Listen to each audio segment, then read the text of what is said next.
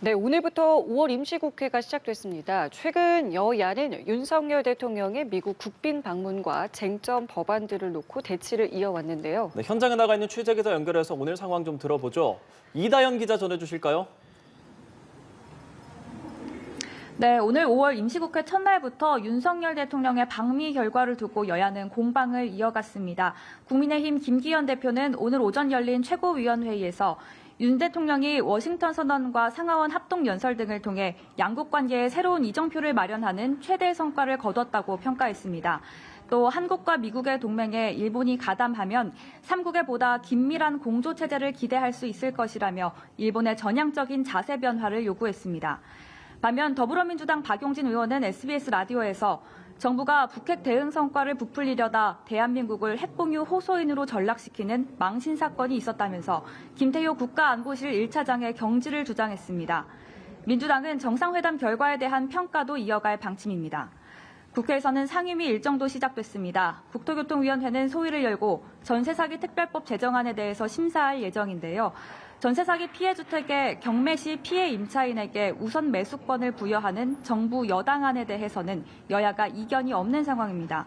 그러나 야당이 주장하는 공공기관의 보증금 반환 채권 매입에 대해 여당이 부정적이어서 심사가 순탄치 않을 것으로 보입니다.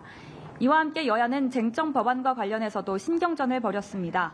국민의힘 박대출 정책위 의장은 방송법 개정안이 국회를 통과하면 대통령은 거부권을 행사해야 마땅할 것이라고 말했습니다.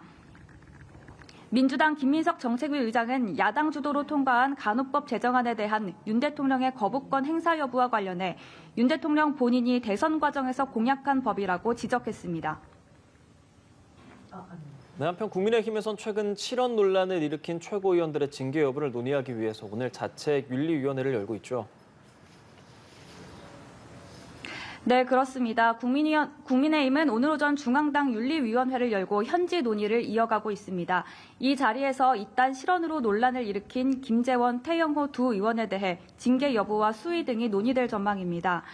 김재원 의원은 최근 제주 4.3 사건은 경낮은 기념일, 5.18 정신의 헌법 수록 반대, 전광훈 우파 천하통일 등의 말을 해 논란을 일으켰는데요. 5.18 민주화운동 기념식이 이전에 징계가 이루어질 거란 전망이 나옵니다. 김 의원은 오늘 오전 무리를 빚은 지 한 달 만에 당 최고위원회의에 참석해 지지자와 국민들께 죄송하다며 앞으로 당과 나라를 위해 필요한 일을 하겠다며 자세를 바짝 낮췄습니다. 윤리위에선 제주 4.3 사건이 북한 김일성 지시에 의해 일어났다는 등의 말을 한 태영호 의원에 대해서도 징계 여부와 수위 등에 대해 논의될 것으로 전해집니다. 오늘 윤리위에서는 구체적인 징계 결과가 나오지는 않고 징계 절차 개시 정도의 조치가 이루어질 것이란 관측도 나옵니다. 지금까지 국회에서 전해드렸습니다.